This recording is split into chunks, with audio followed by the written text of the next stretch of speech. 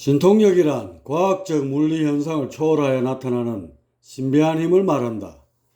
이러한 신통력의 원리와 개발하는 방법을 알아보자. 1. 제3의 눈, 영안. 수천 년 동안 동서의 철학자나 수행자들은 영계를 볼 수 있는 제3의 눈이 있다고 주장하여 왔다. 1562년에 나온 상크리스트 경전을 보면 이것에 관한 표현이 나오는데, 천상의 지식을 부여하는 이 눈은 여러 태양이 동시에 비추는 것과 같이 휘황찬란하다고 하였다. 이런 제3의 눈은 물리적으로 찾을 수 있는 것이 아니다.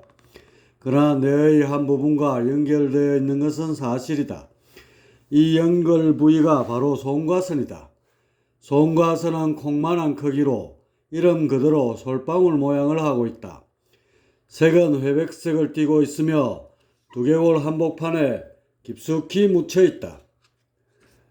기원전 4세기에 그리스의 해부학자 헤로필루스는 송과선이 사고의 흐름을 조절하는 역할을 한다고 주장하였다. 그 후 2000년이 지나 프랑스의 철학자 데카르트는 송과선이 바로 인간의 영혼이 깃드는 자리라고 주장하였다.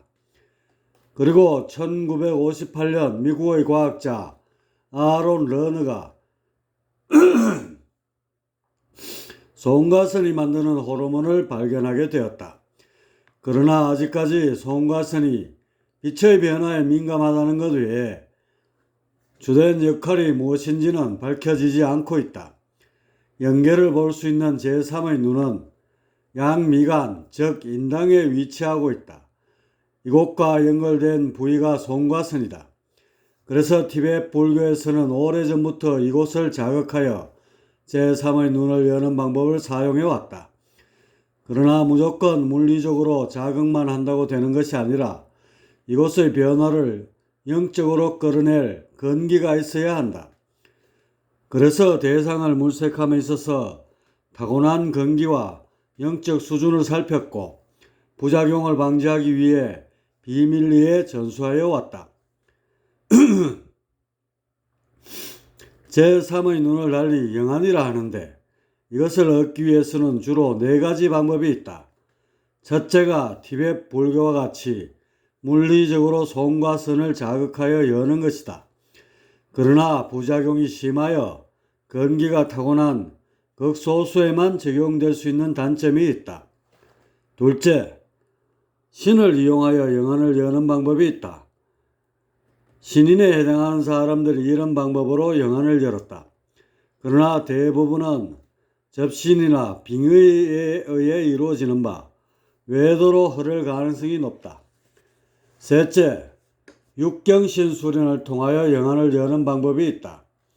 중국의 선도를 보면 삼시라는 괴상한 벌레가 등장하는데, 삼시는 상시, 중시, 하시로 구성되어 있다. 상시는 이름을 팽그라 하며 사람의 머릿속에서 상단전, 즉 송과선 부위를 자극해 머리를 무겁게 하고 콧물을 흘리게 하고 귀를 멀게 하고 이가 빠지게 하고 입에서 악취가 나게 하고 얼굴에 주름살이 잡히게 한다. 그리고 향락, 성교, 번뇌망상 등을 조장하여 뇌 노화를 촉진시킨다고 한다. 중시는 이름을 팽질이라 하는데 미미, 미혹, 색채 등에 민감하게 한다고 한다. 중시는 흉선이라는 호르몬 계통이 있는 배꼽 부위에 거하며 마음을 어지럽게 하고 건망증을 조장하고 체액을 누출시켜 전기를 잃게 한다. 소갈, 즉 당뇨병, 유정, 구토, 식은땀, 가래, 악몽 등은 모두 이것이 조장한다고 한다. 하시는 평교라는 이름을 갖고 있는데 이것은 하단전에 거하며 색을 탐하고 전기를 좀먹는다고 한다. 이것에 의해 신장이나 생식기 계통의 질병이 발생하며 인간이 되도록 빨리 죽게 만든다고 한다. 또한 이들 삼시는 60일에 한 번 오는 경신날만은 잠을 자지 않고 몸에서 빠져나가 하늘로 올라간다고 한다. 그리고 천관에게 자신들이 거하고 있는 사람의 죄상을 낱낱이 고한다는 것이다. 그래서 경신날 잠을 자지 않으면 이를 방지할 수 있다 하여 고래로 적잖은 사람들이 경신통을 시도해왔다. 그러나 이상의 삼시에 관한 얘기는 말쟁이들이 후황댁에 부풀린 것에 지나지 않는다. 경신은 원래 천상 신장 중의 하나로 성질이 과묵하나 한번 동하면 그 기세가 칼날 같고 송곳 같은 예리함이 있다. 그래서 경신신장과 5초를 넘게 대면하면 그 예리한 기세에 의해 막혔던 영안이 뚫려 영통이 이루어진다. 이렇게 한번 영안이 열리게 되면 웬만해서는 닫혀지지 않는다. 저급신과의 접신이나 빙의가 아닌 천신과의 대면에서 이루어진 것인 바 특별한 부작용이 있는 것도 아니다. 그래서 많은 수련자들이 육경신통을 선호하여 왔다. 그런데 세간에는 6번의 경신날 무조건 잠만 자지 않으면 성공하는 것으로 잘못 알려져 있다. 그래서 어떤 이들은 2살임씩 짝을 지어 장대로 서로의 발등을 찍으며 잠을 피하고 어떤 이들은 도박을 해가며 잠을 잊기도 한다. 그러나 이것은 사실 무근의 헛수고이다. 경신신장이 감흥하는 경신일을 잡아 하루 동안 정신을 잃지 않고 수련에 전념해야 하는 것이다. 즉 경신신장 내감지위라 써붙이고 그 위에 청수 한 그릇을 바친다. 그리고 경신신장을 정신집중하여 찾는다. 이 수련의 특징은 자서는 안 된다는 것이나 더욱 중요한 것은 정신을 놓지 않는 것이다. 이렇게 지극정성으로 임하면 육경신이 되기 전에도 경신통이 열릴 수 있다. 어떤 사람은 단 한 번의 경신일 수련에서 경신통이 이루어지기도 하였다. 그런즉 무조건 잠을 안 자며 육경신을 채우려 해서는 안 될 것이다. 오히려 주어진 경신일에 얼마만큼 정신 집중하여 경신 수련에 임하느냐에 그 생패가 달려있는 것이다. 그리고 한 가지 더 염두에 두어야 할 것은 술 한 잔을 준비하는 것이다. 경신통이 이루어졌을 때 경신신장이 눈앞을 스치게 될 것이다. 이때 그냥 보고만 있으면 바로 사라지고 만다. 이렇게 되면 순간의 영통이지 계속해서 열려진 것이 아니다.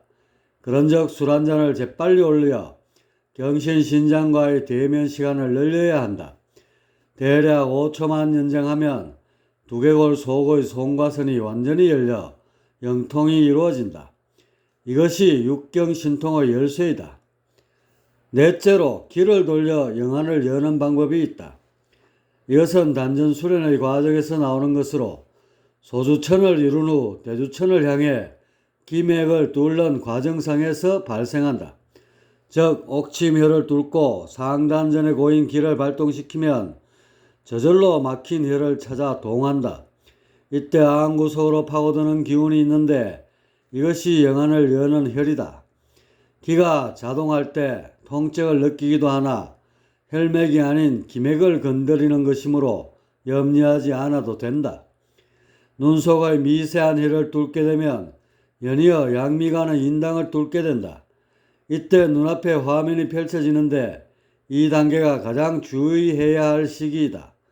이때 다른 영이 침범하는 수가 종종 있으므로 처음에 펼쳐지는 화면에 넋을 잃고 끌려가서는 안 된다. 그저 대수롭지 않게 지나치며 계속해서 원활해지도록 기맥을 뚫는다. 완전히 뚫어지면 이곳을 통하여 영육 경계선을 넘나드는 작업을 한다. 이 작업을 혈영이라 하며 음류를 이용하거나 선정에 몰입하여 영을 연다. 요컨대 제3의 눈인 영안을 여는 방법에는 크게 4가지가 있다. 이 중 첫 번째의 송과선을 자극하는 방법은 부작용도 많고 또한 극소수만 가능하다는 단점이 있다. 또한 접신이나 빙의에 의한 방법은 더욱더 몰가치하다. 4번째인 운기에 의한 방법이 가장 보편적이며 이상적이다. 이것을 주로 하고 경우에 따라 육경신통을 시도하는 것이 합당할 것이다. 그러나 한 가지 더 일러둘 것은 영안을 여는 것이 무조건 좋은 것만은 아니라는 것이다. 인간사도 복잡하여 감당하기 어려운데 귀신사까지 관여하게 되면 영육의 경계에서 우왕좌왕할 수 있는 것이다. 그런즉 신통은 자신의 행보에 꼭 필요한 사람만 시도하는 것이 현명할 것이다.